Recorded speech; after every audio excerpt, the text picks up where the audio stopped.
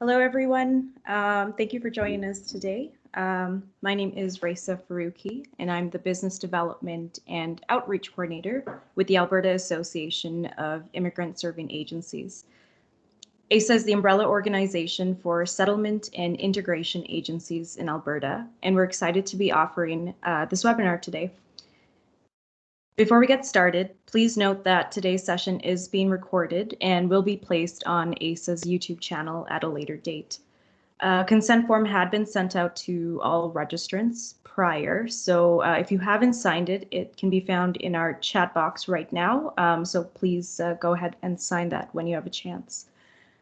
I'm going to run through some technical tips and tricks for this platform before I pass things off to our facilitator.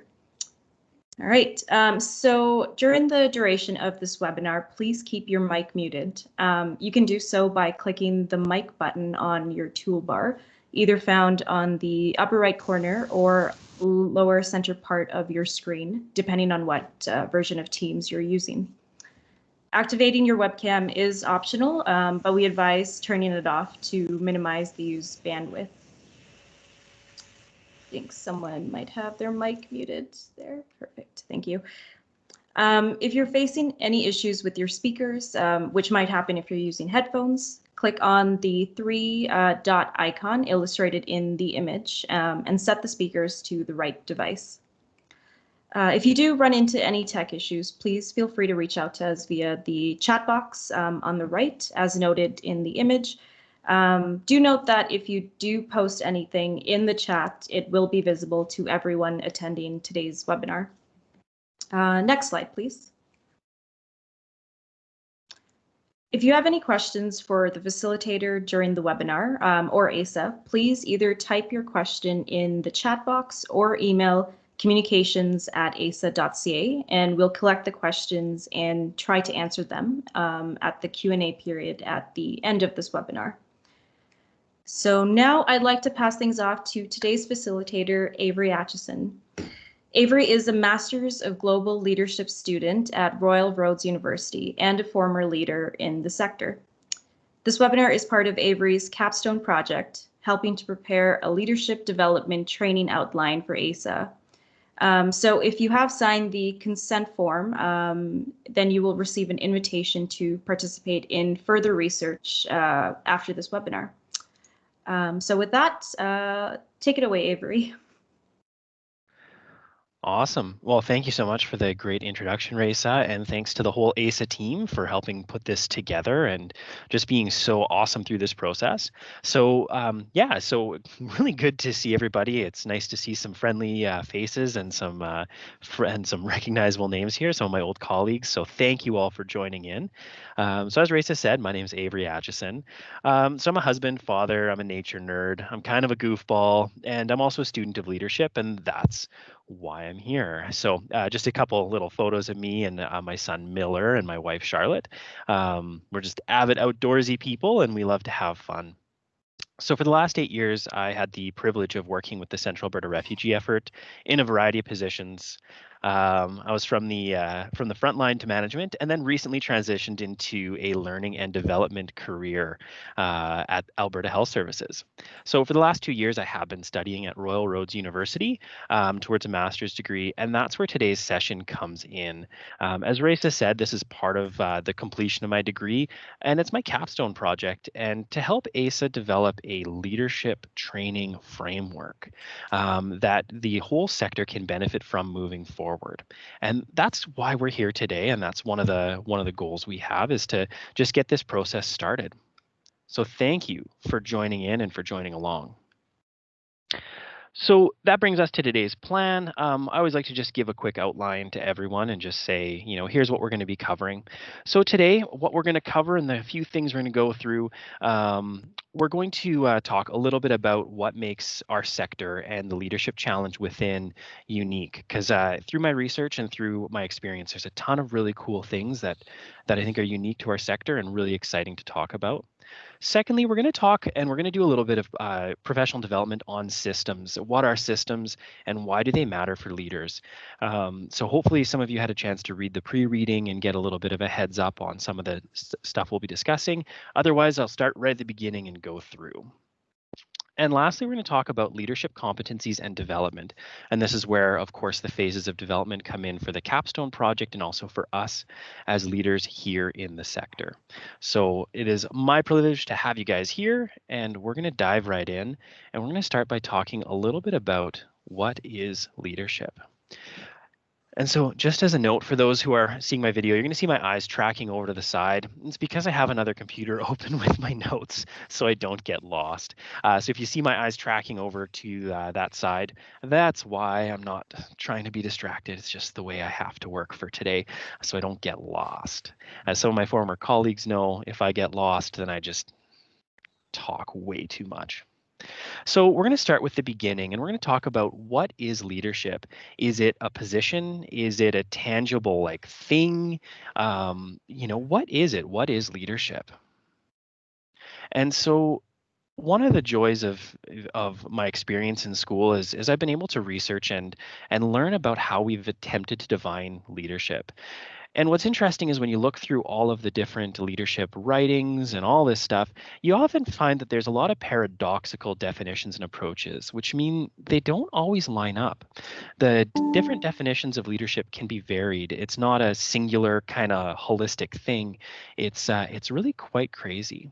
So leadership and organizational behaviors, they're not universal in application. And that's why leadership can't be defined in one singular way.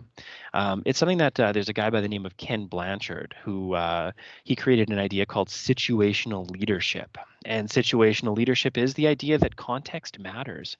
And so we have different styles of leadership that we flex at different times.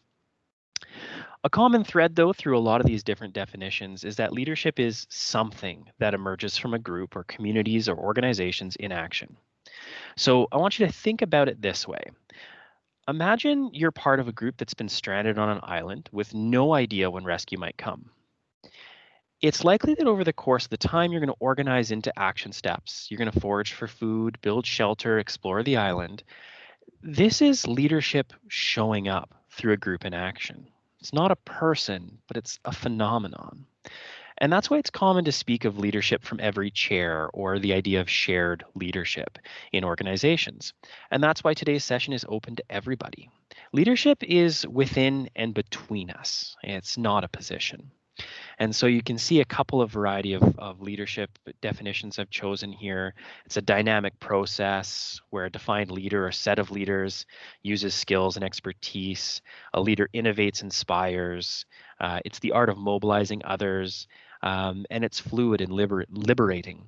And so for the purpose of today's session, we're going to talk a little bit about leadership as something that emerges from a group in action. I know it's super broad, but what it really means is that leadership is not a position, it's not an action, it's not a thing we do.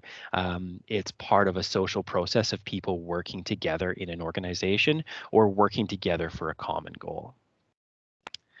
So settlement organizations, well, they experience the same leadership challenges that are present in really any other organization. When you think of not-for-profit organizations and the challenges leaders face, there's financial challenges, organizational growth, human resources, and program evaluation, and so many more. But there's also something different about settlement. In my experience and the research I've done, it's really clear that there's really something special and different about settlement services in regards to the leadership challenges. There's forces at play that influence the leadership of our organizations, and I've categorized them today into three different categories: global forces, national, and local forces. And they influence our world as leaders. We're going to dig into these a little bit individually to gain a better understanding together of how these influence us and how they influence our organizations. For many of you here on the call today, this is not going to be a surprise, right? You experience this every single day, the challenge of different forces interacting and influencing your organizations. So If this doesn't come as a surprise to you, that's okay. What I would encourage you to do is to dig deep into thinking over the next few slides is how do these forces influence my actions, my inactions, decision making, planning, and awareness. So the first one we're going to dive into is global influence. Global migration patterns play a role in how our industry works. The knowledge of the knowledge of who is moving where and why, who is Canada attracting for what industries, the economic motivations, whose economy is strong right now, whose isn't, and a new factor as well for migration that's new for us to consider is which countries are handling the pandemic better and COVID-19. That's going to play a really big part in who moves where and some of those push-pull migration factors. And so the push-pull idea of migration is that obviously there's push factors and there's pull factors of why people might move from country to country. And so, obviously, push factors, conflict, influence refugee migration, environmental disasters as well are a big influencer, and the political push pull. You also have pull factors such as global economic growth or the decline. And so, a lot of these are the factors that influence why, how, and when people migrate. And the last piece of global influence, well, not the last, but another piece just worth noting is global governance structures like the United Nations High Commission for Refugees, the World Bank, and the World Food Program. These also influence our our entire industry of settlement. They influence how people move, why they move. They hold sway over individual lives of refugees, and they are really a big piece of the puzzle when it comes to that. So how does this influence us as leaders? Well, for starters, our future clients depend on the services we're able to provide for them. So when we can think of the future and plan around these forces, it helps us look at what the future might be like. We can never tell for sure, there's no crystal ball, but it can give us an idea of maybe what programs we need to plan for or what ideas we need to keep in mind, languages we may need to provide support for. And these are factors that we need to know. Now, these are factors we can't control as leaders. So it becomes part of that piece of what can we control, what can we know, and how can we mitigate the negative and increase the positive pieces on our organization. And that's something we're going to look at when we dive a little bit deeper into systems thinking. The next piece that I know every single person here is very aware of is the federal influence over our sector. It should come as no surprise that IRCC, well, they hold a lot of influence over what we do, how we do it, and why we do it. And just above that, of course, is the federal government. And so there's a lot of influence on our sector and on our organizations, and therefore on leaders from the federal government. So election cycles and promises, right? We remember the big promise made by the Justin Trudeau government prior to his election for the Syrian refugee influx, and that had massive implications for leadership across the sector. Funding priorities, ministerial priorities, how regional support looks different between the provinces, and of course the policies for newcomers. Those are all major influences from the federal government and things that leaders need to be aware of because it does directly influence our context within our organizations. Um, and of course, the other influences from the ministry itself of IRCC, best practices. So, those who just went through the big call for proposals 2 years ago now. Wow, it seems like a long time, right? That last big call for proposals that went through, where there's a lot of these ideas of best practices to be implemented. We'll, of course, dive a little bit deeper into that. Standardized reporting, staff movement as well, and shifting goalposts. And when I talk about staff movement here, it's the staff movement within the ministry itself, right? So I'm sure there's a lot of organizations here who have experienced the constant shifting of program officers. That has a direct implication for leaders. That changes how we communicate and who we communicate with. And sometimes it can have an influence over the programs or the services we provide as well. So it's all pieces that influence our lives as leaders and for you and your organizations. These are pieces that we have a little bit more control over. We can't control it all, but we have a little bit more control over how it influences us locally. And there's a little more mitigation we can do, whereas we can have a conversation conversation with our settlement officer, we can't always have a conversation with the UNHCR. So it allows us a little bit more influence in this area ourselves to go backwards. But it's also key to understanding that, hey, the federal government really does play a big role in how our settlement is run and how our organizations look and feel. So it's good for us to have that idea moving forward. And lastly, is local influences, and this is a world where not-for-profits, in any kind of not-for-profit realm, have a lot of local forces or influences, right? Some of the normal things is there community support for charitable work. That's going to look different in every single community across Canada. Local funders, are there local funders that can support smaller or emerging programs? How about the support of local government? Right? Every city council works a little bit differently. Every community has a different mayor, and they all might support the work of different not for profits. And community infrastructure, transportation, safety, other community programming, food bank programs, recreation opportunities. All these things play a really big local role on how not-for-profits roll out. But then once again, when I dug a little bit deeper and looked at, the experience of settlement organizations, my experience in research, there's really unique pieces for leaders to be aware of. One of those being, is there community support for newcomers? And that's a really difficult one for our contexts, dealing with a lot of what's been going on the last few years, the political rhetoric, and how that's influencing our local environments. So as leaders, our awareness of how much community support, how to develop that community support, also our awareness of which communities of newcomers are arriving. What needs are people arriving with, what countries, what backgrounds, what languages, what services. We also need to be aware of the community readiness. How ready is our community to accept and integrate and work with newcomers? And also a local influence for us as leaders is our diverse hiring pool. The larger the center, perhaps it's a little simpler to create a really diverse organization. In smaller centers, there's an attraction piece. We have to be very much aware of how are we attracting diverse talent, how are we building out our organizations, and how are we ensuring, a nice inclusive environment. So this is why the world of leadership in settlement is a little bit more complicated.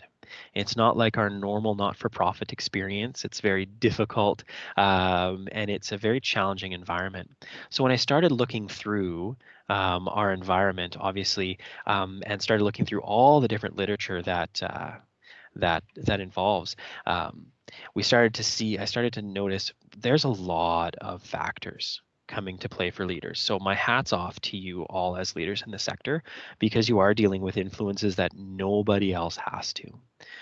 So hopefully I've captured what many of you already know and what some of you might be learning, that the domain of leadership and settlement is broad and complicated. And it demands that as leaders, we need to be aware of a lot of different factors. And so I've kind of added a few here. Obviously, different leadership styles, transformational leadership, the ideas of global leadership or organizational, change management, coalition building, diversity and inclusion, business acumen, right? Public relations. These are all skills that leaders need to have in this sector. And there's so many more that aren't captured here. So my dad used to say that he was a jack of all trades and a master of none. And that was because I used to ask him how he could fix anything. He grew up on a farm and he knew how to, fix any single thing that he could get his hands on. And he always said that in almost a negative. Oh, I'm a jack of all trades, master of none. But it's a skill called generalization, which I know it's not a very flashy name, but a lot of recent research has shown that having that wide range of skills, knowledge, tools, and experience equips us to be better leaders in whichever environment we operate in. And so it's something that we want to talk about as leaders moving forward in this sector is what does, generalization mean for the sector? What are those skills and what can equip us to become better leaders? One of those general skills that we're going to dive into today, as I said, is we're going to talk about systems transformation. because all these skills that we just looked at really implies that we are, as leaders, are transforming our worlds. We're transforming our organizations continually. We are changing. We are always in the process of movement. And so systems transformation is a way of thinking and a way of approaching problem solving that is unique and really also quite fun. And so in the next piece of our session, we're going to take a bit of a deep dive into systems, what are systems, how they operate, and how we can work within them to influence some change. Oh, a little fancy, having some fun. So John Muir, he was a famous naturalist. He once remarked that when we try to pick out anything by itself in nature, we find it hitched to everything else in the universe. And in this, he was, of course, he was referring to the natural world. And I'll give you a really quick example. Um, did you know there's a really cool relationship between flying squirrels, those little gray squirrels that you hear about, almost have little wings, fly from tree to tree. Well, they feed on a special type of fungus that lives under the brush of forests, and that fungus helps our trees in our western forests grow. Without these flying squirrels eating this fungus and spreading it around the forest, our trees would not have the same ability to live. It's interesting, this fungus, it actually like grasps onto the roots of trees and helps them pull more nutrients, more water, more oxygen out of the soil. So it provides a much more healthier environment.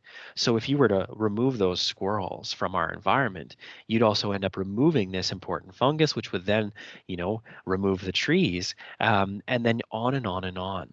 And so this idea of connection, this idea of interconnection, became a really important piece of natural sciences, and it's also the genesis of systems theory. So systems theory itself is based in a natural world. Early systems thinkers, they wanted to take a step back from natural sciences that became a lot more focused on zooming in, right? When you think of biology, going to school or learning biology, it was, okay, well, what's the parts of the heart? What's the part of this? And you research what each part independently does. And so natural scientists started to step back and look at, okay, now that we know what each of these parts is individually, what do they do together? Because that's also very important. And so their theories in the natural world started to expand out into what we call human systems, and that's any system that human behavior has created. So systems have a root in our attempts to understand our natural world. And systems they're linked patterns of behavior that we start to see when we can zoom out from a system rather than zoom in. And in other words, we can think and observe systems by stepping back rather than dissection. Um, and so, for example, if you were to take an organization of people, right? Let's take a settlement organization, because we're here today talking about settlement, and we started to look at what each individual person does. We'd look at an admin person, what are their daily tasks? That doesn't tell us what the organization does. It doesn't tell us anything. We have to be able to step back, and see how it all operates together to really understand what it does. And so Danella Meadows, who I shared one of her articles with you, she said that a system is a set of things, people, cells, molecules, whatever, interconnected in such a way that they produce their own pattern of behavior over time.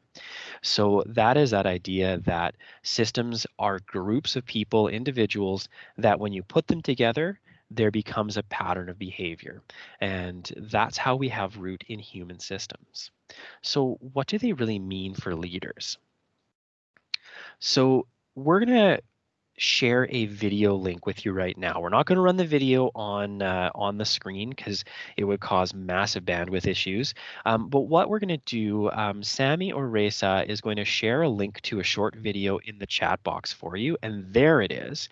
What I'd like you all to do, click on that link and follow it. It's about a 3-minute video, and it talks about seeing bits and bytes or seeing the whole. When you get back from watching that video, I'd like you just to raise your hand. So that little raise your hand button at the top or the bottom of your screen. Once you're back from watching that video, if you could throw your hand up so we know you're back. And so you can follow that link, click and watch, and we'll see you back here in about 3 minutes.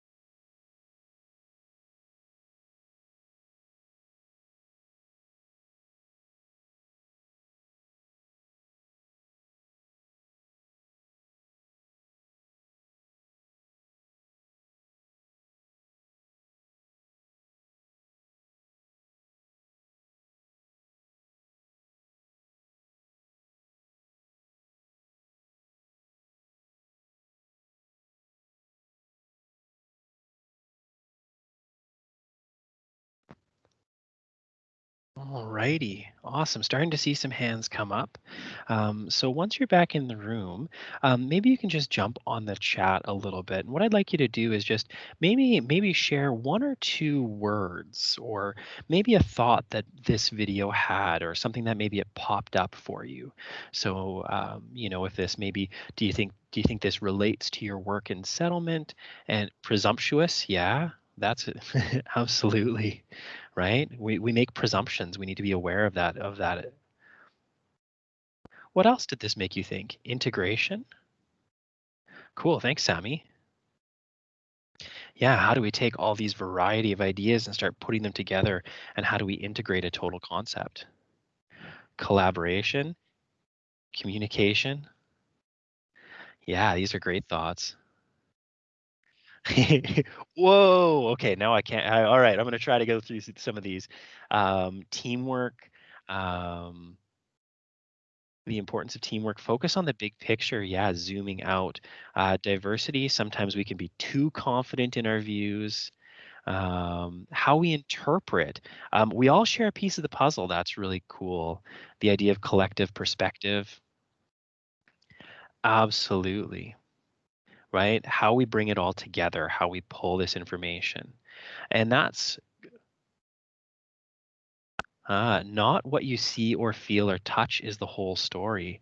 Awesome. Yeah. Thanks, Halima, for sharing that. Um, Comprehensive, yeah. Collaboration within the sector and our internal partners. Oh, for sure.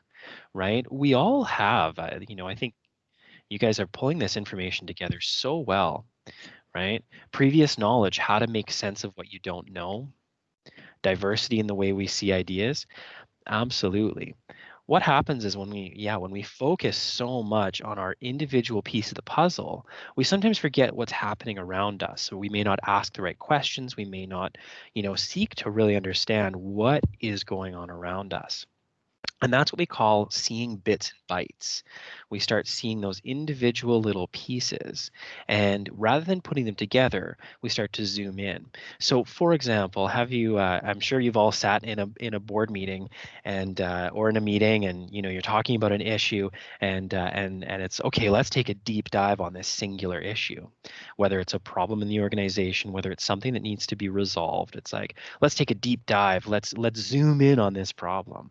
And so we zoom in and we zoom in and we zoom in, and we sometimes forget what are the other inputs coming into this issue. Because when we start to zoom out, we start to see all those things. So thank you all for sharing. There's some amazing feedback in here. Unity and respecting other people's perspectives. Absolutely listening. Yeah, these are all super, super important pieces that you're all highlighting. Awesome. Well, individual versus collective? Yeah, absolutely. Are we looking at an individual piece? Are we looking at a collective piece? Well, thanks everyone for sharing. Yeah. And that's what this is all about. This is what systems thinking really encompasses, is our ability to step back and look at what all is going on around us, asking questions and really trying to get the biggest picture we can before we take action steps. Acceptance. Yeah, accepting of other people's views. Cool. So we're going to navigate forward here, and we're going to talk a little bit about types of systems now. Because just like anything else, systems all come in a variety of different types, and how we categorize and classify them helps us figure out how we're going to address them moving forward. So for those who still have your hands up in the idea bar, you can start to click the button and take your hands down now if you'd like. And don't forget as well, if you have questions that are popping up in your head, feel free. Certainly, you can email them to communications@asa, and then that will be they'll be able to put them onto a document so I can answer them at the end, or at least do my best to answer them. So the types of systems we're going to talk about and classify today, we're going to talk about simple, complicated, complex, and chaotic. And believe it or not, there are differences. So the first type of system we're going to talk about are simple systems. These are systems where when you put something in, almost the same thing comes out every time. So the best example I have of a simple system, is a doorknob, right? When you walk to a door, hand on, twist, push, and 9 times out of 10, the door works. If it doesn't, there's usually a limited amount of troubleshooting issues that you might have. Is it locked? Use the key. Is it broken? Fix it. In simple systems, we can be the most certain of the outcomes of our actions. And a danger side with simple systems is if we classify a system as simple and keep relying on the same action,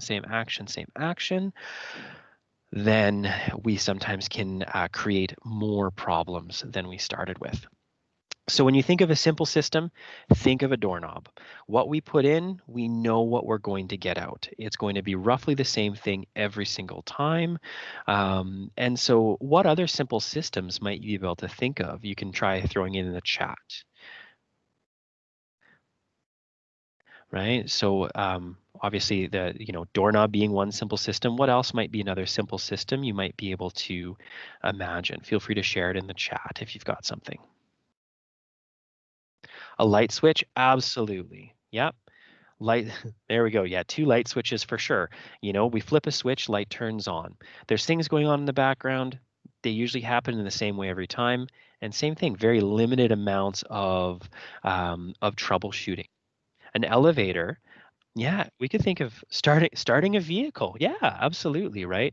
Now, when we start to dig into those, we can get a little more complicated, and we'll talk about that next. But absolutely, right? The ignition in your vehicle, key in, turn it, it turns on.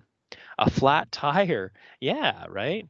A tire is a simple system. We fill it with air. If the air doesn't hold, there's really limited issues that we can diagnose. Either the valve doesn't work or there's a hole, right?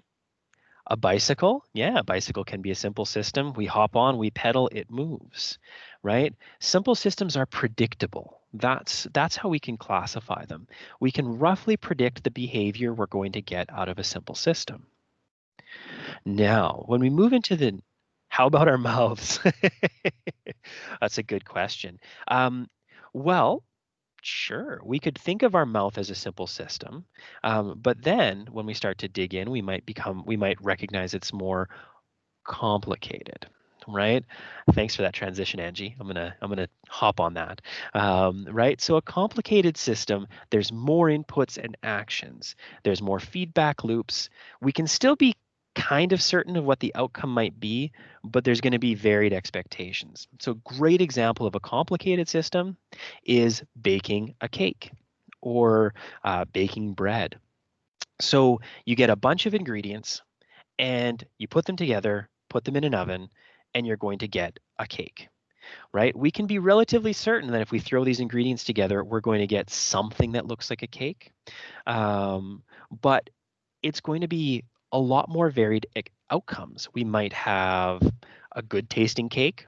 We might have a less than good tasting cake, right? There might be difference in looks, taste, texture, and so complicated systems are still ordered. There's still some order to them. They're not all crazy, but we can still kind of look at here's the inputs, here's a rough outcome. And so, when Angie mentioned our mouths, we can consider our mouths a simple system. We can also look at them as a complicated system and realize that, we can open our mouth, we can use our vocal cords and push air through them, but there's other influences that change what that sound will be. It's not the same every time. We can talk, we can scream, we can yell, we've got all these varied things. So the outcome will be the same. A sound will occur, but what that sound will be is influenced by the system and by the inputs. And that's what complicated systems are. They're a little harder to diagnose an issue. So when you think of baking a cake, let's say you don't really know what you're doing, but someone gives you a pile of flour and sugar and baking soda and some oil and water. Well, you can mix it together and you can throw it in the oven. But if you don't know the right temperature, you don't know that, you could end up with a burnt cake, undercooked, all those things and then when you start to look at it, okay, what mistake did we make? We might have made a lot of mistakes, but we can still try new things, and the outcome might be better, it might be worse, but there is going to be a different outcome. So when you think of this idea of complicated systems, there's more inputs, more outcomes, more varied. What might be some other complicated systems you might be able to think of? Same thing, feel free to throw some ideas in the chat. The best part about talking about systems is there's really no wrong answers. Performance evaluations. Interesting, Dario. Yeah, so performance evaluations could be considered complicated. Computer, yeah, computers could be a complicated system. An algorithm, for sure. The other thing we talk about, data analysis, our brain. Weather could be a complicated system. Supply chains, yeah. Okay, these are awesome ideas, right? A car can be considered a complicated system, So let's say we now look at the whole of the car, not just the ignition, right? When we turn the key and the car doesn't start, well, we know there could be an issue. We know that it doesn't work the way it's supposed to, but maybe we need an expert to come in and help diagnose what's wrong. Now, with a complicated system, you're going to be able to find the diagnosis eventually.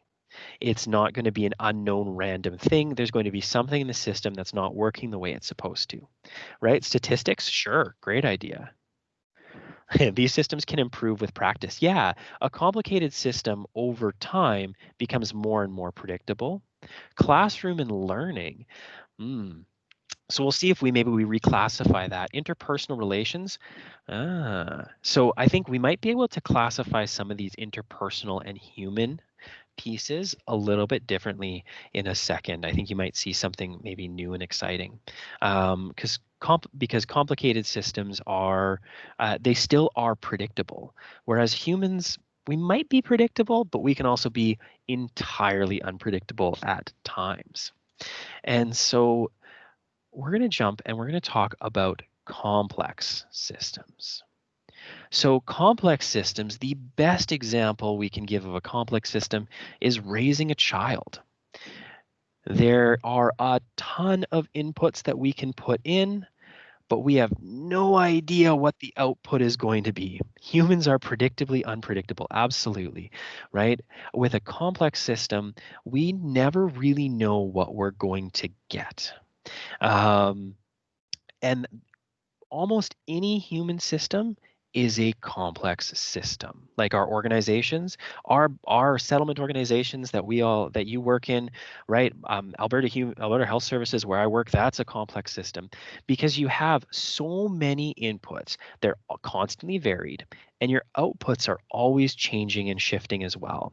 And so, a good way of looking at a complex system is that you can keep going with an input. The stock exchange, yeah, stock exchange could be considered a complex system because it's entirely unpredictable and it's not based on reason what'll happen, right? It's not cause and effect. And when we know we're transitioning into a complex system is when we know cause and effect no longer applies. So when you think of leading an organization, we might take a step and we might go, okay, you know what, I'm going to implement this policy and it's going to fix everything. We implement the policy and then kaboom, it doesn't work. That's when we really know we're in a complex system.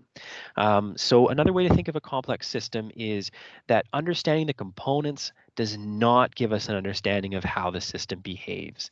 And that's what we talked about with a business organization. I can dissect each individual role and responsibility, but that doesn't tell me how the organization operates. It doesn't tell me what it produces. All I know is what one person does, not what another. So this last point I have here, human systems are always complex, self-organizing, and adaptive. And so we'll dig into those terms just a little bit. So complex, we've discussed complex now. It means that there's a lot going in and a lot coming out, and cause and effect doesn't really apply. Self-organizing means that these human systems, let's say you put a group of people together in say, let's talk about that island example, because that's one where there was actually, if anyone who's ever read the book, The Lord of the Flies, um, it's about a group of kids who get stranded on an island and it turns to chaos. when in reality, there's actually a story of a group of young boys who got stranded on an island in the Polynesian island chains, and they were stranded on an island for 18 months, and they created their own. There was only three of them, but they created a society. They built farm. They built water collection. They organized themselves. What could have resulted in chaos became organized, and that's what human systems are. Human systems are self-organizing. They organize around a goal or they organize around something. And so that's what self-organizing means. If you leave it alone, it'll produce something relatively the same over time. And then adaptive. Human systems are adaptive. We adapt to new information. We adapt to change in our environment. Sometimes well, sometimes not well, but we adapt. So our organizations are adaptive.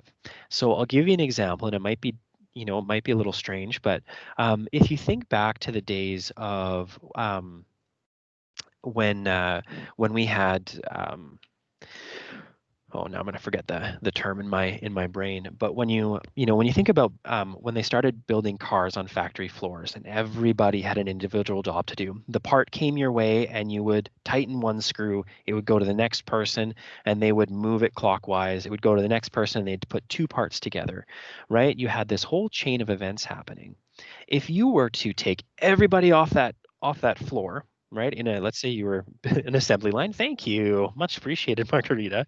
Right? When you think of, let's say you took everybody off that assembly line, and the next day you put brand new people on that assembly line. Chances are they would still make a car. It may look a little different. There might be a mirror in a different place, but chances are they would actually have a car built at the end of the day. That's when we know that's the idea of an adaptive system, right? We can change some of the parameters, but it's going to roughly create the same thing. So consider geopolitics and globalization, the equal opportunity. Yeah, and what is the top measurement of leadership? Those are some pretty deep questions.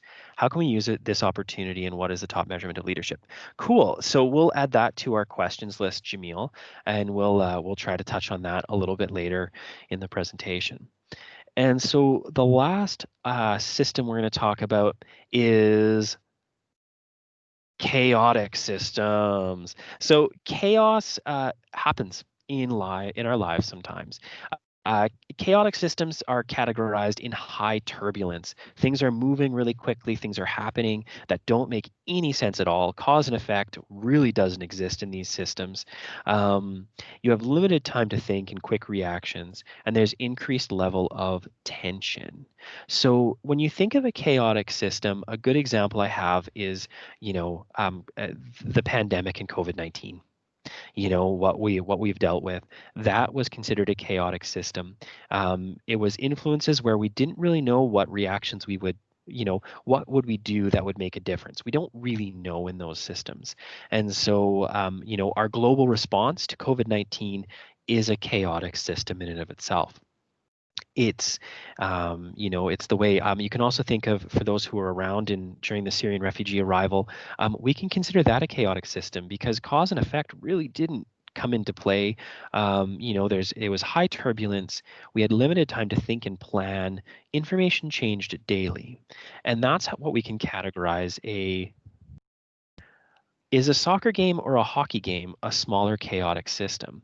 Great question, Kareen. And I'll probably answer that quite simply right now. Are there rules and do they apply? If everyone is following the rules and the boundaries in a soccer game, we can roughly categorize that as a complicated or a chaotic system because there's rules and there's boundaries in play. If you were to pull those rules and boundaries away, you would start edging into that realm of complex or chaotic system, right? So let's say you're playing your soccer game and you take the rule of offside away. Well, now we have multiple expectations of how the game is played, and the end result may not be the same. Disasters, yeah, chaotic systems happen during, global disasters, whether it's a natural disaster, conflict, war. Those become big issues of chaotic systems. Politics, politics can edge into chaotic systems once again when the rules are removed. And I hate to use the United States as an example on this, but a lot of their rules on politics have changed over the last 4 years with their current president, and so they are edging into that world of political chaos. Serious weather disturbances, yeah, right. Chaotic systems are high turbulence. They don't last forever. That's the other thing. Chaotic systems can't exist forever because they eventually will self-organize. Accidents, yeah, an accident and our response could be chaotic. So one way to think about this is, let's say you have a car accident. You have a car accident here where there are, we've got rules and boundaries and expectations. So we have a car accident, we stop, we, change these. Chaotic systems emerge with unfamiliar patterns. Yeah, potentially for sure. Yeah, chaotic systems are super fun. Raising children, I would say usually Microsoft Teams app is more of a complicated system. Parenting can be, yeah, parenting's always chaotic. A basement flooding would be a chaotic event within a complex system, right? So it's like it's something that happens. So, when your basement floods, you have rules and expectations and boundaries in place, something breaks them, and then you have these kind of crazy experiences. Um, Someone in your organization passes away and there's no plan to replace them. Yeah, that could be considered a chaotic event. But then you also think in your organization, you have probably policies, expectations, and boundaries and these things in place. So our initial response might be through a chaotic process, but then we'll move into a complex system once again, which is what we were in the beginning. So there's this kind of fine line between chaos and complex, and what I would suggest is that fine line is probably found within the idea of cause and effect. If there's no cause and effect relationships, we'll be in a chaotic system, and it might be short term, and it might be a little bit crazy, but it will return back into a complicated system. And that's the idea of that self-organizing. All right, we are going to play a little game just for fun. So I'm going to teach you a tool for systems mapping. So systems mapping is a tool. It's used to create a visual hypothesis of how a system might operate, right? This is where we start to link some of those cause and effect relationships. We link some of those issues. Remember, systems maps are also a hypothesis. They're a guess, and that's great. We start with a guessing point. We start with an idea of it might work this way. And they're never final drafts. But each time we try a systems map, it helps us understand a little bit more about the system that we're in. So we're going to try to do a little bit of a systems map here. And I'll get you guys to give some feedback in the chat, and give some answers. And we're just going to start with what I would say is a complicated system. And we're going to look at, why do meetings start late?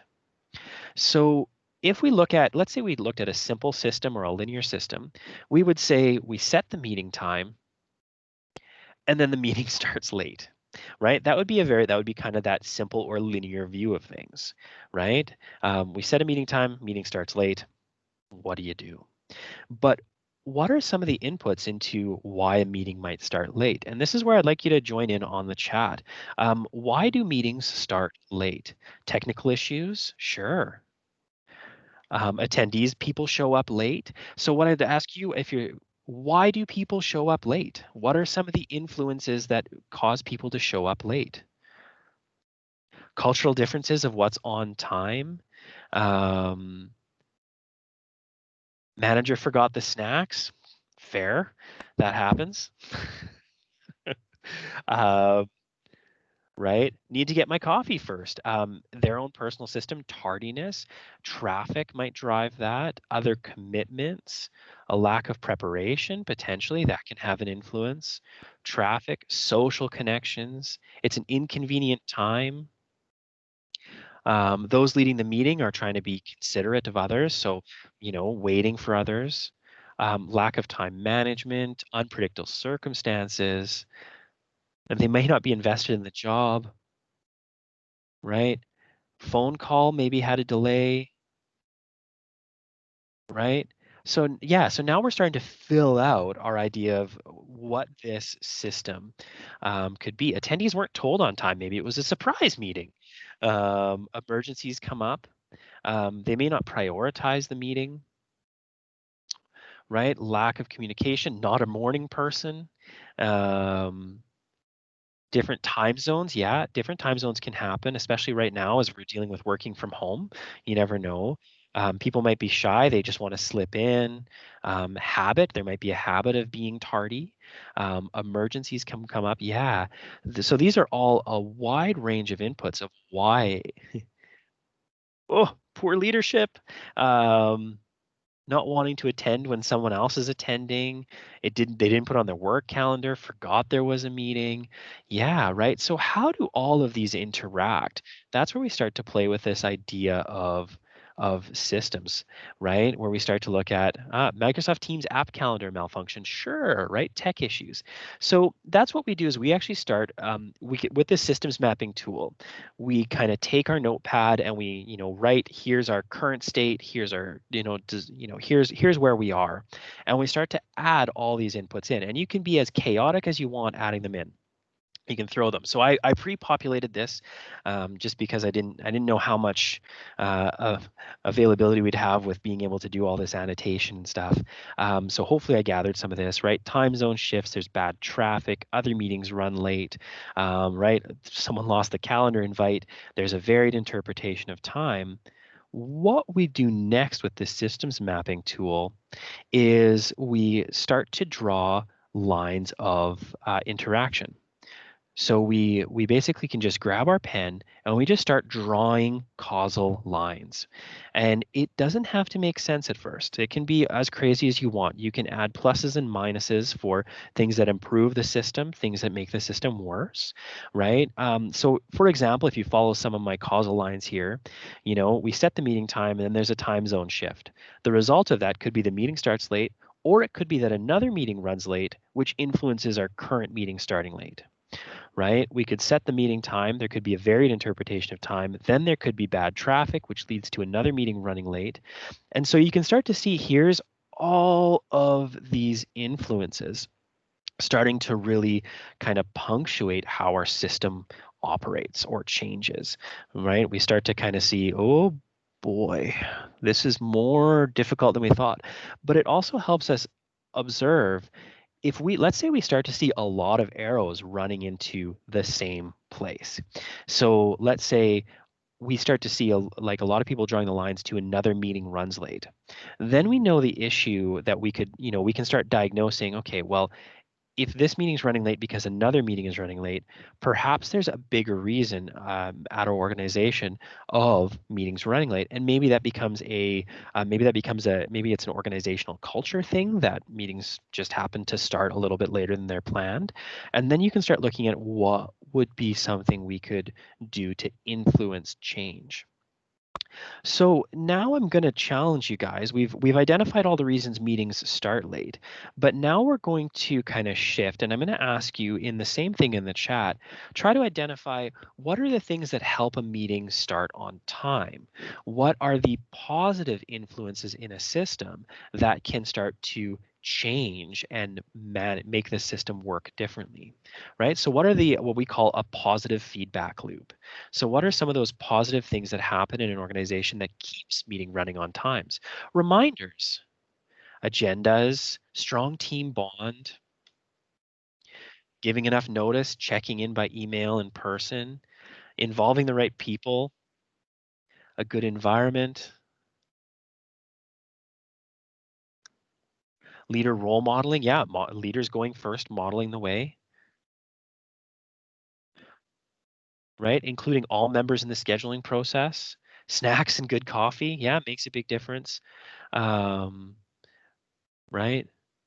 I'm just trying to go through all these. They populate so fast. You guys are phenomenal. Motivation, asking people about a time that's convenient. Clear expectations, that's a cool one. Thank you for sharing that. Right? Fear, sure, Matt. Um, yeah, that never works. Sense of responsibility, there's a better one. Um, 15-minute window, so instead having consistent time for meetings. I'm intrigued by this window one here. Yeah, no critical information is shared until 10 minutes in. Okay. Giving a 15-minute window instead of saying the meeting starts at 10, say 9:45, right? Creating communication, here barriers. Right. So now we start looking at some of these positive feedback loops. Make it a practice to arrive early and get settled, to reconnect, have a 5-minute chit chat before starting, right? So find a way to draw people in. So then what you can do with your systems mapping is you can start adding in these positive feedback loops and start drawing causal lines too, right? And you can, let's say you're sitting down with with a group at work or a leadership team, you can kind of start building out this systems map, and they can get huge and complex, and don't worry about it. The bigger and like crazier and weirder it is, the more information you're going to gather. This isn't going to be your only input into making major scoping decisions, but it's going to help you have a better understanding of what are all the things that are kind of going on in this system. So I'll show you an example of a complex system map. This is going to look crazy, but it might help us understand how we could actually apply this in our organizations.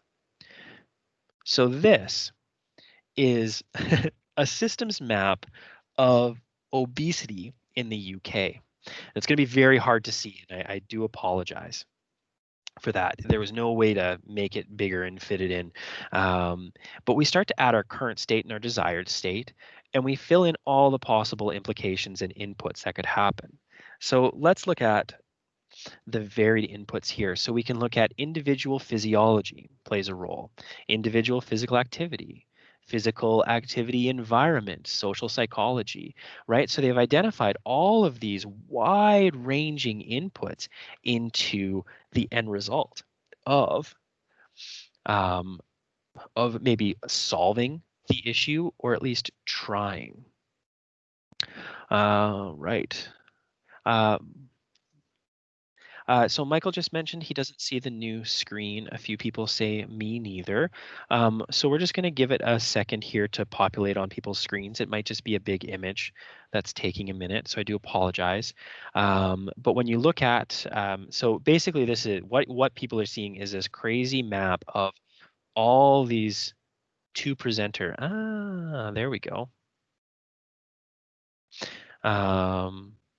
Great, thanks, Mike. That's awesome. Yes, I turned my camera off for a second, just in case there was data issues or broadcast issues. So this looks a lot like mind mapping. What's the difference? Carolyn, great, great, great. There really is no difference in the process. We are just mapping out a system rather than a mind map. And it's really the same process of we look at what are the varied inputs into how this works. This can also be called rich pictures. It can be defined as that. It can be, like there's a ton of different tools that allow us to map these complex systems. And settlement, for example, could be mapped in this way. Although I don't know who would want to take that on because that would be a massive, massive systems map. But what you could do is you could look at your local zone and you could look at your organization and say, okay, here's one of the outcomes we're looking for with our organization. We're looking for, let's say, if you're looking from a link perspective, you could go, okay, we want to see, 80% of our students or 90% of our students move levels every semester change. So if that's your desired outcome or your desired future state, you can then start mapping around that using using a mapping tool like this, or just giving it a try. You could go, okay, what are all the inputs? And then you can start saying, okay, um, which inputs have more, more effect. So let's think of link, actually, just for fun. We've got some time, so we'll get some feedback. So let's think of language learning in our sector, and what are some of the inputs that people would have that would influence their ability to move to the next level every semester. So we want to start thinking broad, not just in class, but out of class as well. So you can start adding your ideas into the chat. What are some of the Sammy's kind of working in the back end. Study habits. Yeah, so study habits, time with a volunteer, those are some external inputs for sure. Family dynamics, right? Those would play a role. Literacy in their own language. Do they have a job? What's their time, right? Mentors, are there tutors available? Are they dealing with trauma? That would almost be an entire system, because then you'd want to map what's happening within that system too, right? Um, Limit the number of terms. Yeah, that could be a leverage point. Health. Yeah, health, sleep habits, eating habits, so personal habits, family support. Other issues impacting. And this is where we actually would want to list what are those other issues that are impacting. This is where we get to kind of, like, as you said, brainstorm, mind map, and start to systems map. What are those other things? Stress, right? Stress can be a big one. And so you can start to fill out what this map would look like. Now, if you were to map this desired state of, motivation of students, and then you'd actually, so let's say you had motivation of students in one column, you'd want to map what are all the inputs to student motivation. Experience, personal history, goals, right? You'd want to map, okay, so what are all the inputs to motivation of students? So then you'd go, okay, do they have family support? Then what also impacts family support? So you start building this an incentive system. Yeah, that's where you can start adding, okay, we can look at some of those leverage points. What is a change that we can put? Learning ability, possibly learning disabilities, right? Issues that they might have. Um, right? It kind of does it. You start to kind of fill out that bigger picture of what might be going on, or what might be happening, influencing our system. Their perceptions of themselves, sure, right? And then we'd start mapping what influences those perceptions of themselves. This is what helps us identify what's called leverage points for change. Where are those high leverage points that if we make a change, we get a mythical ripple effect? And so part of the pre-registration, you would have been given an article by Donella Meadows called Leverage Points for Change. And in this document, she highlights 12 systems points that we can create change with, and she gives a really good example of what each of them would be and how much leverage they have. So this graphic helps us kind of get a visual of what that looks like. We have our system on one end of the teeter-totter, and then we start to see the further away we move from the system and our leverage and that kind of fulcrum, or the like balance point, the more impact or influence we have. So when we look at mapping system, or when we look at, our potential leverage points, there we go. Thanks, Teresa. And so I'm going to go through each of these, and the system I'm going to use is our late meeting. We're going to go, okay, well, let's say our meetings were running late because of vehicle or traffic related issues.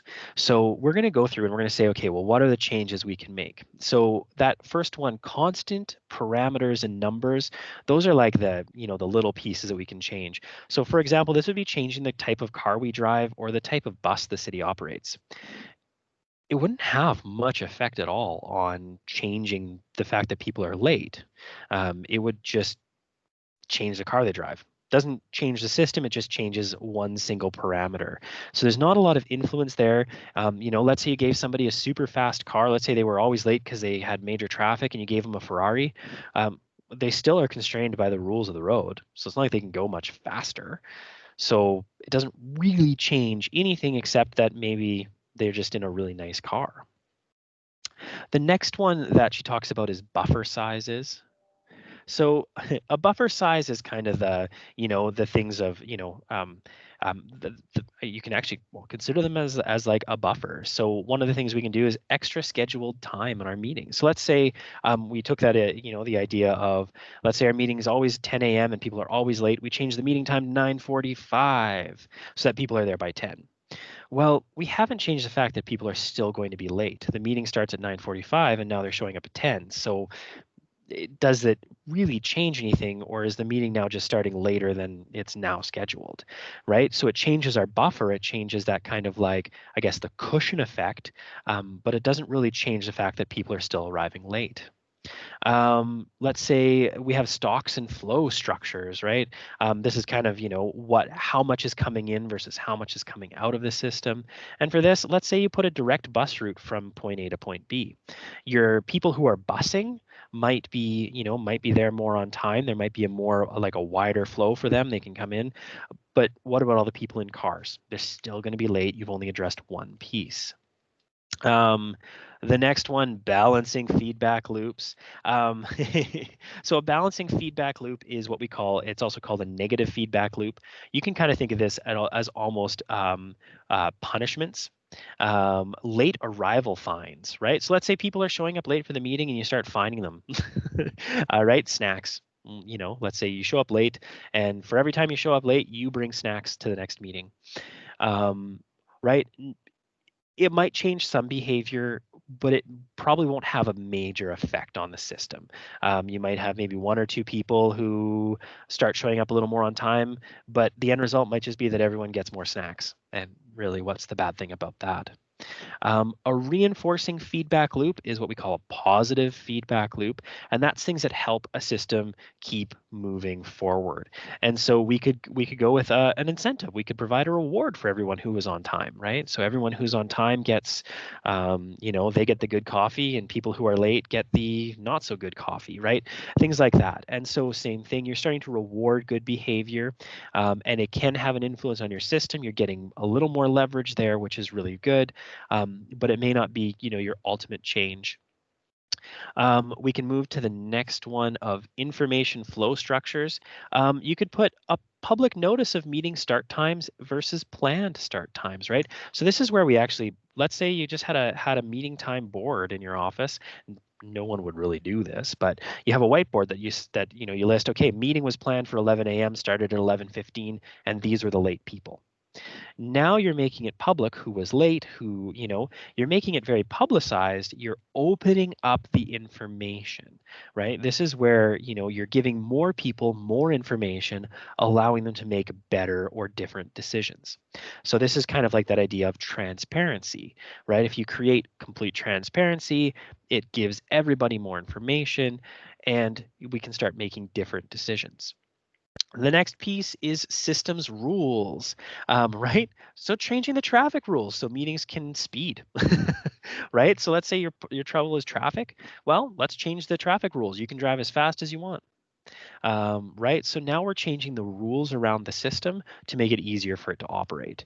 Now, there's going to be ripple effects for sure. Good things might happen, bad things might happen, more car accidents, right? You might have to put limiting, and that's where we talk those negative feedback loops. People are speeding too much, you put in a negative feedback loop to slow them down, and now they're late for the meeting again. So it hasn't really changed much. Then we then we look at the system structure itself, right? We talk about a structure change. So here I'll just talk physical structure.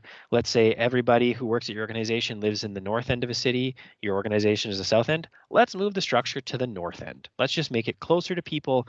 They can show up on time. That would have a lot more effect for everybody, right, in the system. If you change the system goal, so let's say the goal is now ending the meeting in 20 minutes after everyone arrives. So now we're setting our goal as it doesn't matter when the meeting arrives, we're going to finish it 20 minutes after people show up. So all of a sudden our goal is now short, condensed meetings rather than long, drawn out meetings. That has tons of effect on how the system would operate. The next one, the paradigm. I don't know, for those who are around not-for-profits, 8 years ago, paradigm shift was like the big popular thing. So paradigm is kind of the framework with which we understand things. If it's an online meeting, people will still end up arriving late and the meeting is late. There you go, right? You can still change that system goal, but if all the parameters haven't changed, then that's the way it goes. Let's say the paradigm that's used to design the system. Let's say meeting time is no longer important, just program completion is. So, meetings don't bother, like meetings don't matter. What matters is getting the work done, right? So all of a sudden we've just changed the entire thinking patterns or how the structure is designed. And the last one, the power to shift the paradigm to, this is a funny one. This is kind of like way kind of out there. But you could say meetings don't exist anymore in the pursuit of goal attainment. Just meetings don't exist. We're not going to meet. We're just going to get work done. So um, that was my very short explanation of the 12 leverage points. Donella Meadows does a way better job than I ever could at explaining this, so I really would highly encourage you to read her paper. But every time we make a change to a system, we get ripple effects, and I'm sure you all have felt this in your organizations. We make a simple change, and all of a sudden we're going, what just happened? um, right? So a good example, and I'll talk about my own complex system. Raising my little son, he's 18 months old, and so he loved eggs for breakfast. He'd eat 2 eggs every breakfast. I'd scramble him eggs. He'd sit down. He'd eat and eat and eat, until one day he just didn't. Everything was the same with the system: same eggs, same time, same process, same high chair, same everything. And then one day he decided he just wanted them on the floor, not in his mouth. And that was like a month ago, and we just haven't had eggs since because he's just not interested. So something changed and it surprised us. They got bored. Yeah, maybe they got bored, or whatever their reason was, the system changed. And this is what we call emergence. Emergence is the things that happen when we make a change in a system that are expected and unexpected, positive and negative. It's the like, surprise, bet you weren't thinking that. Um, So there we go. Race is just saying, if anyone's having trouble seeing the current slide, try logging off and logging back in, and it might be a bandwidth issue.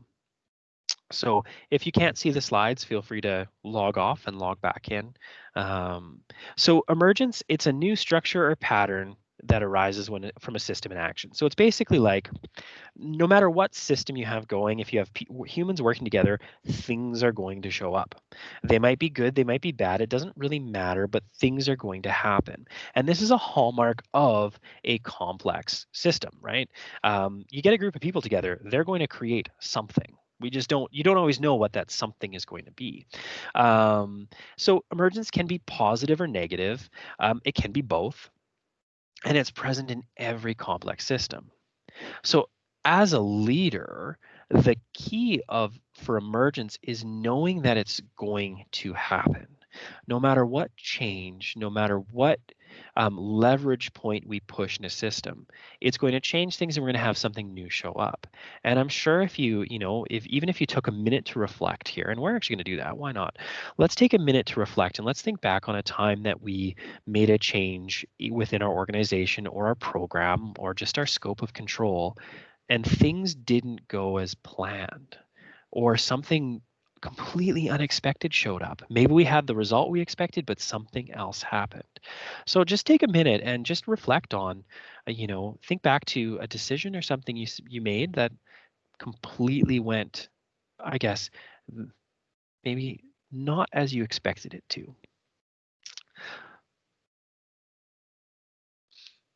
And if you feel comfortable, you can kind of share some of that in the chat. A change in how performance reviews were done.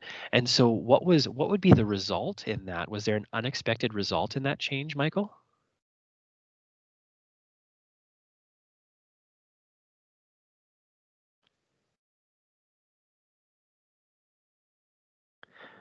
And so I'll give you an example from some of the research that I've done. So let's say you're an organization and you've been working on, trying to evaluate your programs really well. And yeah, staff became confused, needed more clarification on the attempt to make the process simpler. Yeah, sometimes in our attempts to make things simpler, they went a little bit off the rails on us and became more complicated. So let's say you're an organization, you want an evaluation plan, you have a great culture, you have great people, in your organization. People love their work, they're doing their thing. You've got a great, positive, supportive, collaborative culture, and you say, well, we need to evaluate our programs better. So you pull an evaluation plan for best practice from somebody else, and you implement it.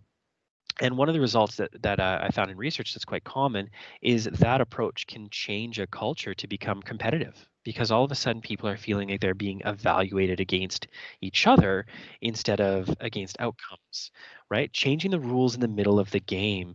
Yeah, you never really know what's going to happen on the outset, right? So absolutely, right? Same thing as changing, as an organization, changing people's job descriptions. That can have great effects. It can clarify roles and responsibilities. It can create way better understanding of what's happening, but it can also create maybe some other culture, workplace culture issues that you hadn't expected or prepared for, right?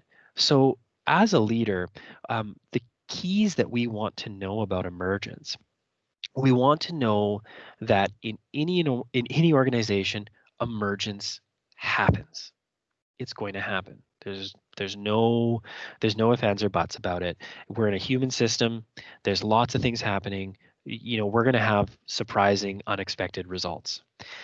Leaders can't control emergence, right? We need to be aware of its presence and the influence it has in our system. We can't control it. And that's where systems mapping can help us at least understand where the genesis of things might be coming from, right? We can step back and we can observe. New inputs will create new unintended consequences, right? As Michael gave a great example, we want to change in performance evaluations. We make a change in performance evaluations, and all of a sudden we have ripple effects to deal with of confusion of that. And so it allows us to maybe plan ahead and go, okay, when we have these big changes, we now know, okay, we're going to have unexpected results. What might those be, and how can we start to mitigate them early? This is the role of strategic planning. Yes, I will certainly say it's the role of strategic planning, but what I would suggest is that also this goes a little bit, it can become a little bit broader, Dario, and you can consider, rather than strategic action planning, think of strategic decision making planning. So you look down the line and you say, this is where we want to get, rather than saying these are the actions we're going to take. We know we're in a complex system.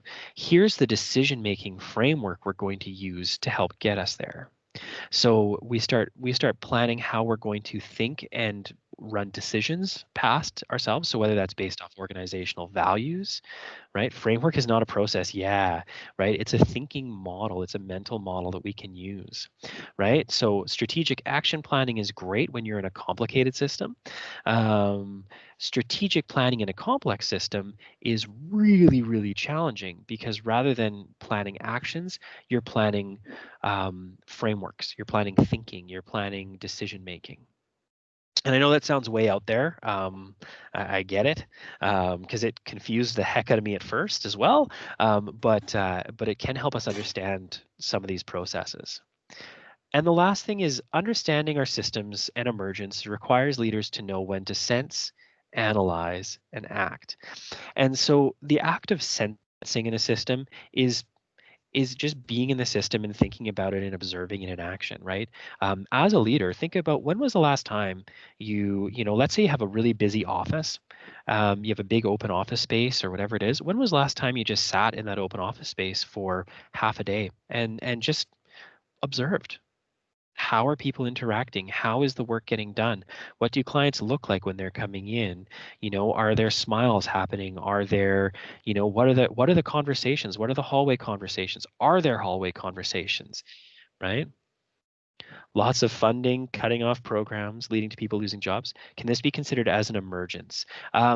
Good question. We'll add it to our list and I'll kind of dive into it a little bit later. Right? So this idea of sensing or being in a system is really like the encouragement as leaders for us to slow down. And that's where this next framework comes into play. And I'll be sending an article about this after the session as well. So this is called the Cynefin framework, or the Cynefin framework. I know it's spelled Cynefin, but it's a Gaelic word that means place of multiple belongings. This thinking framework was created by David Snowden, and he created it for IBM and published it in the Harvard Business Review in 2007. The idea with this framework is it helps us understand what are the thinking steps as leaders we can take in making decisions or implementing change in these different systems. So we'll start with just looking at the framework. So the framework's built into 4 quadrants: simple, complicated, complex, and chaotic. Very, very, very much the same as the types of systems we looked at today. Underneath, there's the 3 red words that are kind of the process of approaching these systems from a leadership perspective. In the middle, you see disorder, and we'll explain what that means. It's kind of like, disorder is like the crazy place in between. And then you see chaotic systems and simple systems being next to each other with that weird little hook thing at the bottom, and I'll explain that as well. So when we're in a simple system, remember, like a doorknob, as leaders, our job is to sense, categorize, and respond. And what that means is sensing is observing what is the issue at hand. Categorizing it is being able to categorize into, okay, we're in a simple system, we know cause and effect. So here's the cause, here's the effect that happened. It should be this. So how do we categorize this issue? Is it, is it a light switch? Is the power off to the house? Is the light switch broken? Is, like, we can categorize what the issue is, and then we can respond. And then we go, okay, we know what the response is. Last time the light switch didn't work, it meant my circuit breaker broke. So I'm going to go and flip the switch on the circuit breaker. Right? We sense, categorize, and respond. And in simple systems, this is where the idea of best practice should live, right? We often talk about best practice as a wide-ranging thing, but really best practice only exists in simple systems, because that's where we can be pretty sure that when we implement this, this is going to happen. When we move up the chart into complicated, this is where our process changes. We sense, we analyze, and we respond. Remember, complicated systems were like baking a cake. So let's say we tried to bake a cake and it didn't work, such as my life. It ends up flat or whatever it is. So the first thing we do is we sense. We live in the system. We try to figure out what might be going on, what happened. So I eat the cake and I realize, tastes kind of off, and it's a little bit raw inside, and whatever it is, it's really dense, it's heavy. So then we have to analyze it. So this is different than categorizing. Analyzing, we're now going, what are all the possible things that could have gone wrong? I start to look at the different inputs. So if it's a cake, I start looking at, okay, did I put enough baking soda in? Did I put enough sugar in? Did I whip the batter enough to make it lighter or fluffier, right? All those things. I start to analyze, and then I respond, right? And so in this area, yeah, Carolyn, good observation there, promising practices. Right. So in this, and then we respond based off of what we've analyzed. So because this is the area of what we call good practice, that when we have an issue in a complicated system, there's going to be multiple different ways we can address it. There's not a singular way, there's now multiple ways, and they're all good, right? So let's say I'm baking that cake and it doesn't turn out very well. I can change the temperature on the oven. That'll make a difference. I can add more sugar. That'll make it taste better, if you're a big sugar fan like I am, right? We can put multiple good practices into place and expect something to change on the outcome. So in complicated systems, our jobs as leaders is to sense, figure out what's actually going on. We want to analyze that information, and then we want to respond. And then we respond with good practices, a variety of tools at our disposal. Next, we move to complex, and this is where we live every day in settlement. There's very limited times. Next time I bake a cake, follow the directions. I do, trust me. I can bake cookies. That is it. I'm hopeless with the rest, and it's mostly because I like to deviate too much. And so, in complex systems, our job as leaders is to probe, and probe means to ask good questions. Be inquisitive, poke, poke, poke, poke, right? Think of just trying to poke holes, try to figure out what's going on, ask good questions.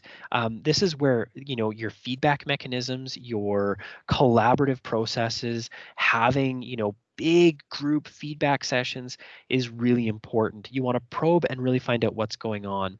Then you sense, right? Because now you know what it is you're actually might be looking for, right? So then you start to sense and you go, okay, well, here's the issues I was told might exist. Now I'm going to sit down and see really where do they show up. Let's say, let's go with an issue that is, that's always there. Let's go with conflict because hey, why not? So you've got an issue of conflict in your organization. You've done some probing. You found out yes, conflict exists. Yes, people are conflicting about these number of things. The next is to sense, and that's the idea of sitting in the system and observing it in action. That's where you start to get an idea of where is the genesis of these things happening. Where are we getting conflict? What's the root cause of the conflict? Is it a process? Is it what is that root cause? And then you can respond, right? So in complex systems, response is kind of the last thing you do, and this is where we talk about emergent practices. They're going to be new almost every time to make changes. There's a challenge in asking questions you don't want your staff you are asking the question to feel as though you don't have confidence in the plan system, possibly causing discouragement and disengagement. Right. And so interesting there, Michael. Yeah, I think that if I can move that into a new realm of that we're going to dive into in a minute is, leadership competencies. That becomes this idea of it's a mix of empathy and a mix of being I guess being open to explain how you're feeling. And you can basically go and so there's a great story of that I read in in my research of there's a company in the States that was dealing with massive issues in manufacturing. They were a car manufacturer, and this manufacturing facility was just having fiscal issues. They just didn't have enough, and they knew they had to lay people off. So the owner walked onto the factory floor, told everybody to stop what they were doing, said, "Hey, here's what we're dealing with. We don't have the money to keep everybody working here anymore. I don't know what to do because I don't want to lay any of you off because you're like family. I don't know what to do. Can you guys help me? I have no idea here." And through that being open and being, just having that ability to sit there and say, yeah, I'm clueless here. They drew in better examples, and what ended up happening is everybody took a reduction in shifts. Instead of people working full time, everybody dropped down to 0.75, which kept everybody working. They generated a new manufacturing idea, which they were able to get on board in 6 months, and they were able to bring everybody back up to full time and hire new people. Right. So that idea of just being, open and authentic changed the piece, right? So that idea of being of that fear of people not having confidence in us. I'll say that in most organizations I've ever worked in or consulted with or helped with, staff already know, right? If we as leaders, if we're worried about showing that we don't know, like that we're not confident, people can tell. So it's better just to be open and honest with it, because then you get great ideas, and that's that idea of probe, sense, respond. Our decision making in each domain will impact how we move from one to the other. Absolutely, Sonia, and we'll get to that. Last piece is chaotic. In chaotic systems, this is where we change our action approach. We now act first. In chaotic systems. So when COVID-19 hit, we acted. We had to do something to bring order into the system, right? So everybody go work from home and we'll figure it out later, right? Or, the federal government with the CERB payments, here's $2,000 a month, we'll figure it out later. Good, bad, I don't know, but something had to happen to create a little bit of order in the system. So we act first in chaotic systems, then we sense, then we take time to sit back and observe and go, okay, what did this change do? What did it bring? What did it cause? What are the, what's happening? And then we respond again. And in chaotic systems is where we find novel practices, new practices that have never been applied before, right? For most of our organizations, we've never sent everybody home to work from home before. This was brand new. We created new tools, we created new systems, we adjusted, and we're still adjusting. It's crazy, but we had, there was action that was necessary. So now it's up to leaders in your organizations to be doing that work of sensing and going, okay, what happened? And then we can respond. So an example here, a really cool thing that you can try, and if you're dealing with a chaotic system, when you act, you have your implementation committee. At the same time as you start your implementation committee, start an evaluation committee with entirely different people, right? So you say, okay, we're going to move everybody to be working from home. I need you three, you three people are going to work on building the, getting the technology, getting people, whatever it is they need to work from home. Then you go, you other three people or four people, you're now an evaluation team. Your job is to evaluate the process, listen, observe. Then you're doing that act of sensing at the same time as action. Then when you go to respond, you can respond stronger.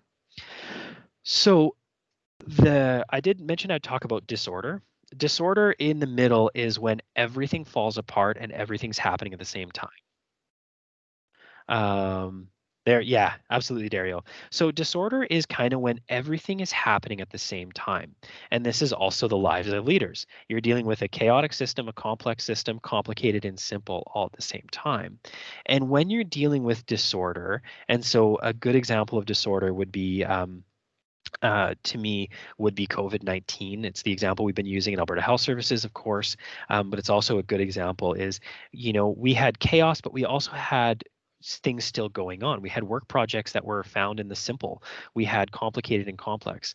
This is where leaders, we need to take time to start to categorize, not categorize our actions, but categorize our systems and say, okay, these are simple systems. This is how we're going to deal with it. This is complicated. This is complex. This is chaotic. So we're going to deal with chaotic first, and then we're going to deal with the rest in order, or whatever it makes sense for your organization or your experience.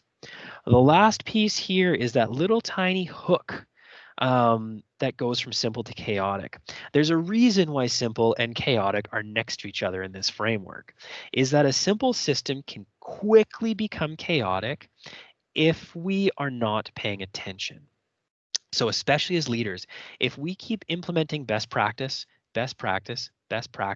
without evaluating if there's been change in our system, then we open ourselves up to that system turning chaotic extremely quickly. And it's so hard and expensive to bring it back.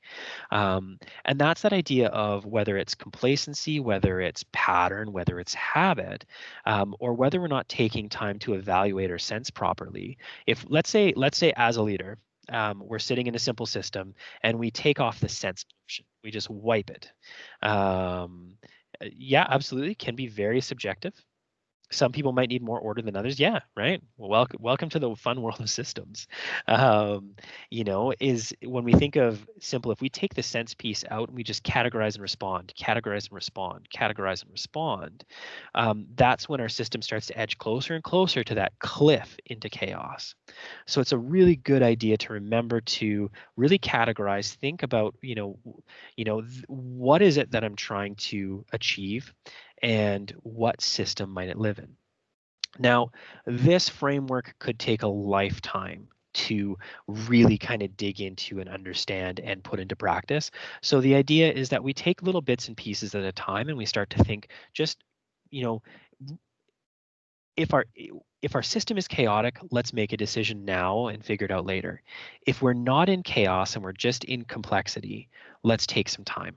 Let's ask a few more questions. Let's probe a little bit more, and then let's respond. So we're going to take some time. So Diana said the idea of order and disorder can be very subjective. Absolutely. From a personal sense, it can be extremely subjective. What's order and what's disorder? What's chaos? What's complex? And that's where, when you look at uh, at having that discussion framework, or let's say we looked at a decision making framework and you strategize, this is how we're going to do it. We're going to have a before we make a major decision, we're going to have two leaders from our organization, and they are going to work with two staff representatives, and they're going to discuss it, right, to come up. Like there's a ton of different interventions you can put in place depending on your type of organization and the outcome you want. And that's where you can start to think of, okay, how do we include people? How do we make this happen? So I hope I have completely confused you with the Cunefin framework.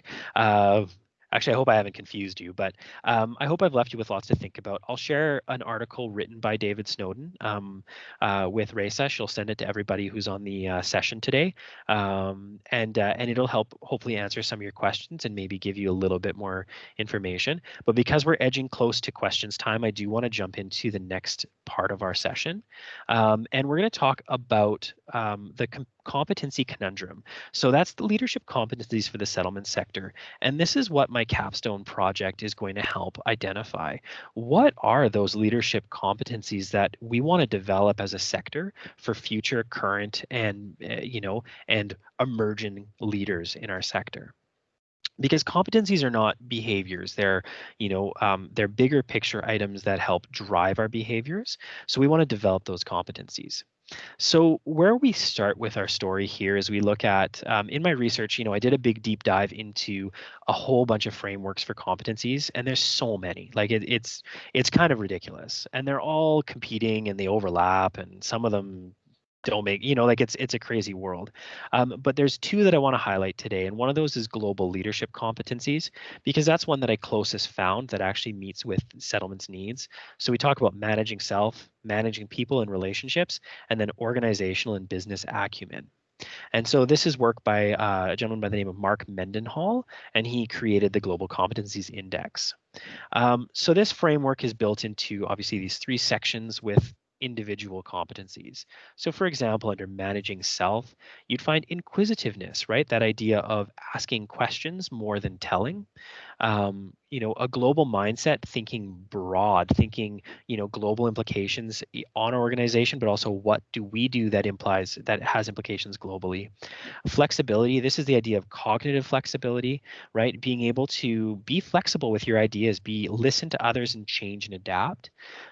Character can be defined 150 different ways, which is totally cool, but it is that idea of, are we living up to our best selves? And then resilience. In times of challenge, how do we respond? So these would be, the competencies to develop in that area, right? Managing people and relationships. And I do apologize. I'm going through this rather quickly. The point, like the idea here is not that you need to know all of these and you're going to write them down and develop them.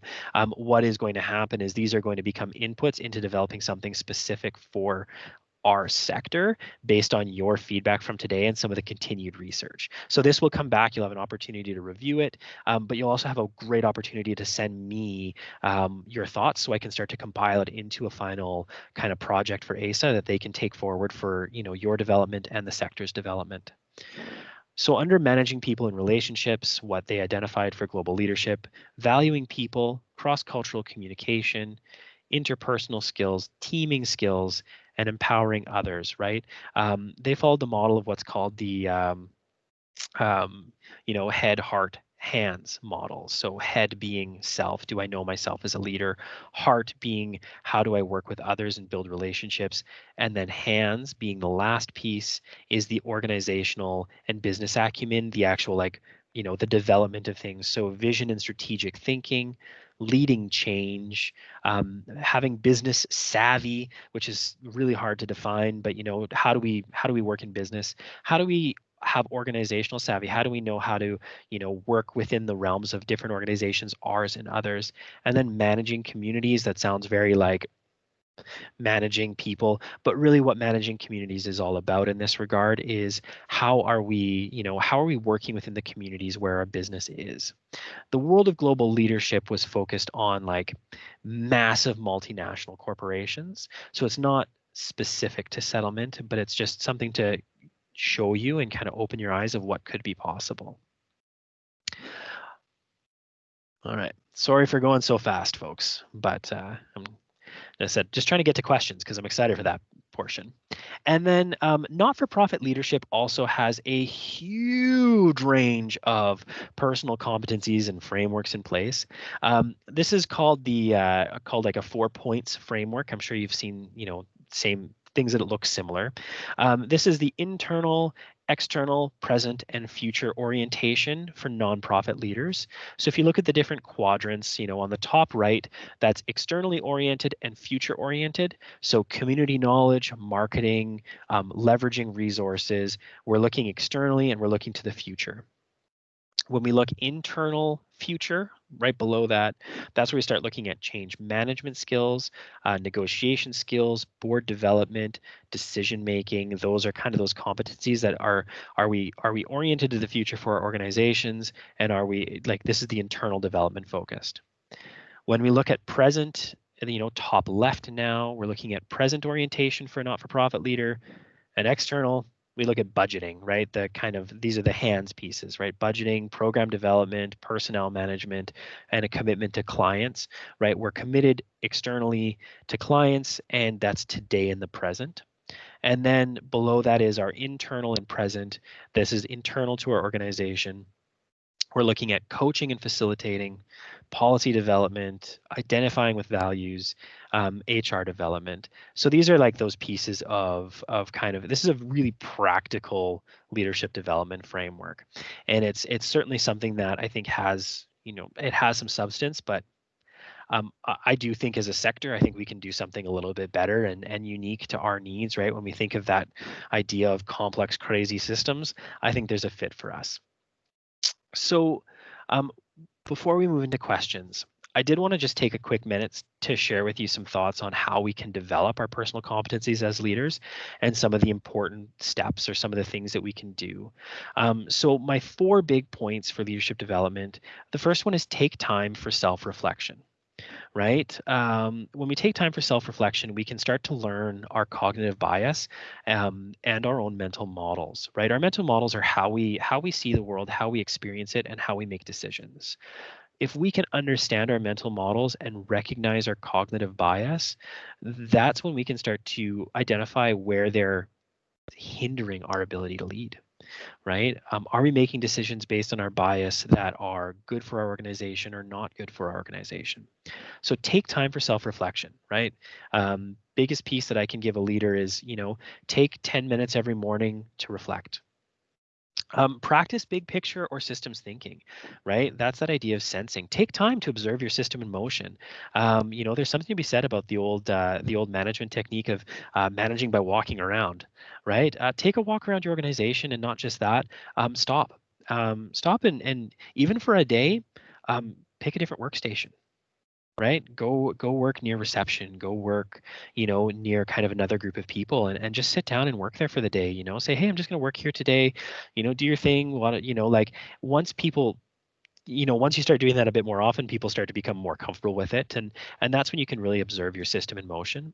You want to start looking for leverage points, right? We talked about Donella Meadows' 12 points for change. We start to look for those.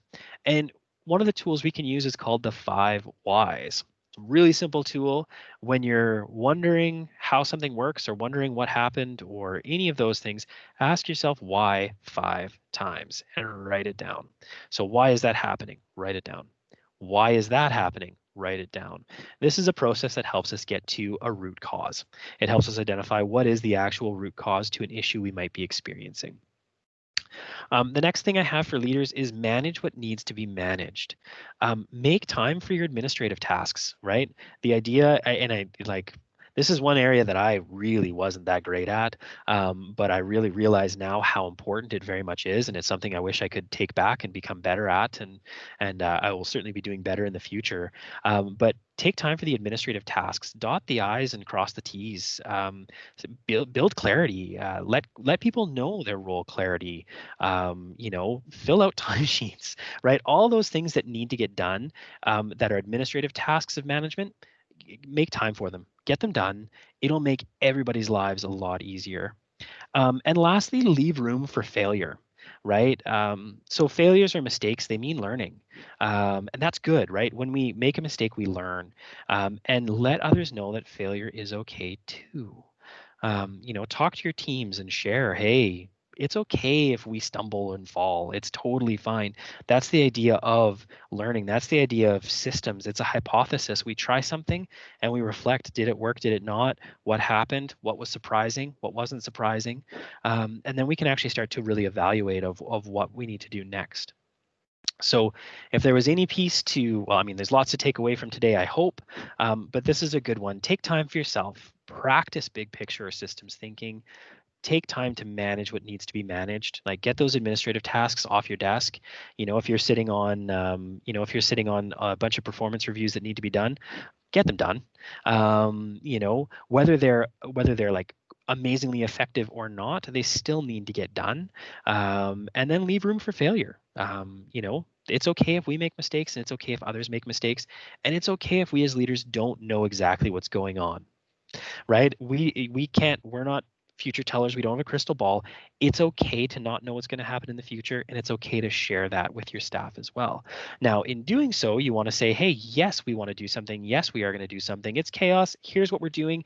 It may not work, it may work, but we're going to do something, and people can get behind that. And that leads us to where we go from today. What is the future of leadership and settlement? I don't know, right? And I don't think any of us know. But the work that we get to do, or that I'm really excited to do over the next month, is to start digging in a little bit deeper. For those who are here today, who signed the consent forms, you'll probably get an email from me in the coming days with an evaluation, and that evaluation will help kind of inform the next stages of what this research process looks like. You'll have an opportunity to share with me the different leadership competencies you might have, the different leadership competencies you notice were missing from these lists, and it'll help fill this out. After that, it'll be moving to another phase of the research where you'll be getting an invite to participate in a lot more interactive online workshops where we can actually do a little bit more facilitation, get more ideas down, and really track.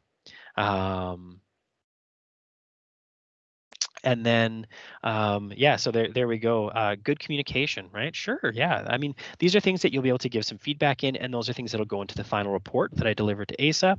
And then just one other thing, when it comes to phase 2 and phase 3 of some of this research is you're under no obligation to participate. It's at your comfort. If you're not comfortable participating, that's okay. If you are, would love to have you as part of helping to develop this really cool framework and outline for ASA.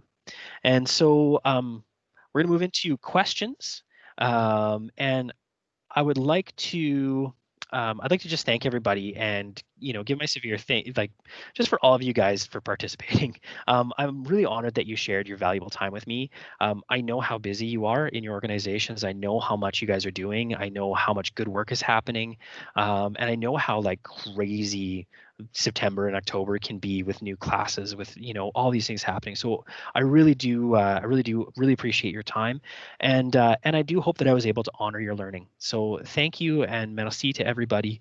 And I think we're going to jump into some questions now. So I don't know if Reza was gonna read some questions. Yeah. All Yeah. right. All right. So we've got a few that came in. So I'm going to start off with one that came during the emergence and leadership slide. Can loss of funding and the cutting of programs that lead to people losing jobs be considered as an emergence? So that's a good question. Yes, yes and no. It's one of those ones that as a leader, if you have, if you're having, a financial change, or if you're going through, a reduction in program funding, the result is going to be some form of reduction. So the question is, where is that emergence within our organizations, or is that expected emergence across the sector? And that's where you have to look at what are the external pieces coming in. So, you look down the line and you look at the federal budget over the next, few years, we're in a, like, this year's deficit is ridiculous. So how is that going to impact and influence us moving forward? And what are the ideas that we should be generating in our organizations? Um, yes, Caroline, absolutely. There's not a lot of difference between systems thinking model and the Cunefin model. They're the exact same. They're based off of systems thinking. Yeah, absolutely. All right. So there's one, and I'm going to try my best to paraphrase it. So it was in relation to geopolitics, and how globalization, there is this promise for all, but we haven't necessarily had equal opportunities. So the question is, how can we effectively use this opportunity, and what is the top measurement of leadership? Well, so I can kind of, I guess I'll be answering this one in more uncertain terms, because realistically, yeah, the idea of globalization is a challenge. It's what we would call it is a complex system in and of itself, and so often the outcomes are not what we would expect, and so it's a massive learning for everybody, and so things like the global goals, or the United Nations 2030 sustainable goals, the sustainable development goals. Those have a lot of indicators and things attached to them for how we develop globally, but not all of them take into account those regional changes. And that's kind of where, when I was talking about settlement being crazy, is that, it's that exact same thing, is that we've been given, federal mandate based on global issues in our local zones. Right? And so the question is not only how do we handle that here, but how does that get handled abroad? And I think, what is the ultimate evaluation of leadership? I would leave that up to you. What is your ultimate evaluation of leadership? Because that's very much inherently personal. To me, I would say, the ultimate definition of leadership is, are we developing others to be leaders? Are we truly taking that role to develop others to become better leaders than we are or were? Perfect. All right. So there's a question about the 5 whys in the Great. practice big pick slide. I guess people just wanted more clarification about what that was. Sure. So the 5 whys tool is so let's say you're posed with a problem in leadership, and let's say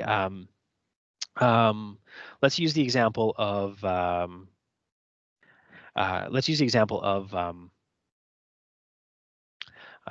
was I going to use, of the evaluations. So let's say you put out this new staff evaluation process, and that there was you put out the staff evaluation process, and there was these surprising results. This is where the 5 whys can be really effective. Is first thing you say, okay, why did that happen? So why did we have these unexpected results? So then you write down your answer, and you go, okay, well, it was because of this, this, and this, and this, and this. And then you ask, why did that occur? Why are there conditions for that to occur? Why didn't, whether it was people didn't know, so why did we get surprising results? People didn't know that they were going to be evaluated this month. Why didn't people know that? Okay, there was a communication error. Why was there a communication error? Right? And then that's when you actually start digging down into the root causes. You're not addressing the surface level stuff. You're starting to ask and go deeper and deeper and deeper into, into behavior, process, and those root causes. Absolutely. It's digging, digging, and digging. So if you can do that, ask yourself 5 whys why something didn't work, and just keep digging. You can go 6, 7 deep if you really need to, but 5 is kind of the, after that, usually your cognitive limit, you're just like, oh, exhausted by it. Awesome. Yeah.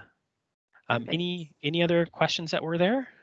If anyone has any other questions, feel free to use the hand icon, and we can get you to ask it yourself. But in case people wanted to, access additional resources and trainings, Do you have any recommendations for things people could check out? Yeah. Oh, absolutely. I mean, if you really want to, Google systems thinking. It's absolute entertainment. But there are some really good resources out there. As I said, I will send a couple more on this Cunefin framework. But the idea is really challenge yourself to zoom out. Right, like challenge yourself to really look at a wider range of inputs to your issue. It's really tempting as leaders to dissect individual issues or individual people or processes or policies, but we really are best served by stepping back and looking at what are all the other inputs. So let's say, we change a policy and we say people are no longer allowed to be late for meetings. Well, we're going to be needlessly punishing people for a lot of things that are outside of their control, or punishing them for the prevalence of an organizational culture that was there from the beginning, right? So that's where we start to look at, that's why we want to zoom out, is that sometimes a policy change is the last thing we need to do, but we need to look at all of the other things going on. So there's just like 1 or 2 minutes. If anyone has any other questions, like feel free to type them in. Happy to answer a couple more. So I'll give you guys a couple minutes to think about that.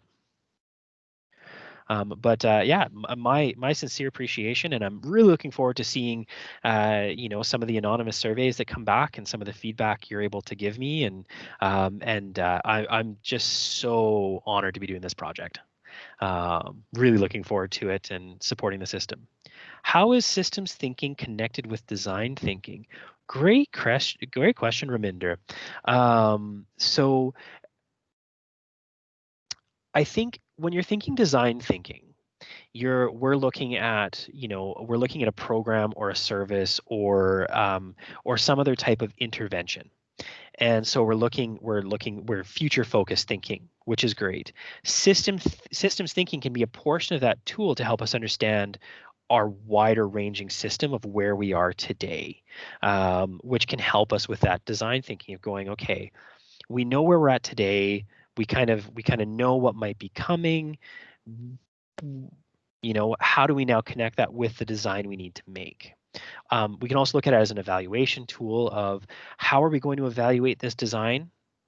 And do we look at what are some of the kind of maybe weird pieces of evaluation we can put in place based on systems thinking?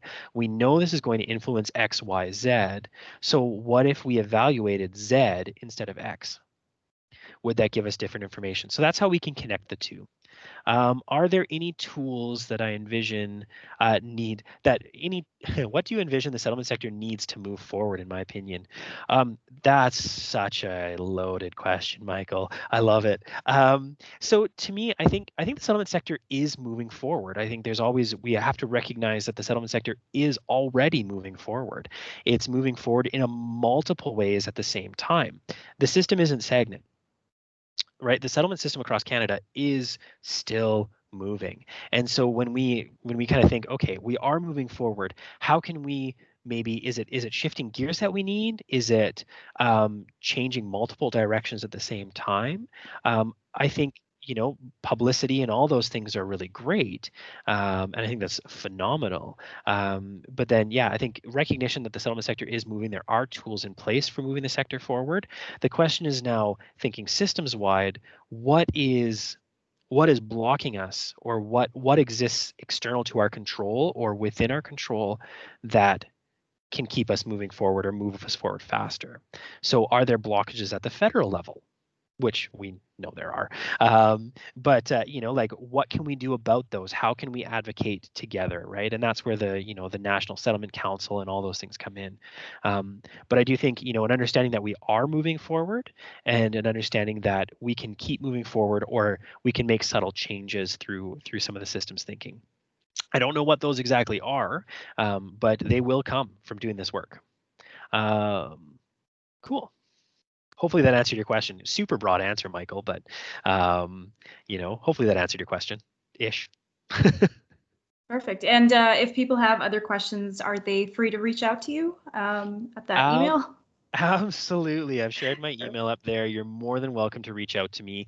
Um, anything you do, reach out to me, of course, would remain confidential. And I would ask your permission before any type of things that you send me would go into any of the research as well. So feel free to reach out to me and I can respond personally or through the research project, whatever you'd prefer. Perfect. Well, thanks so much for joining us today, Avery, and everyone in this webinar. Any closing words? No major closing words from me. Just a big giant thank you to all the participants and the ASA team for helping me make this happen, and really looking forward to connecting with some of this further research and workshops. Perfect. All right. And with that, I'll bid everyone a good afternoon. Enjoy your lunch, and thanks again for joining us. Take care, everyone. Thank you so much.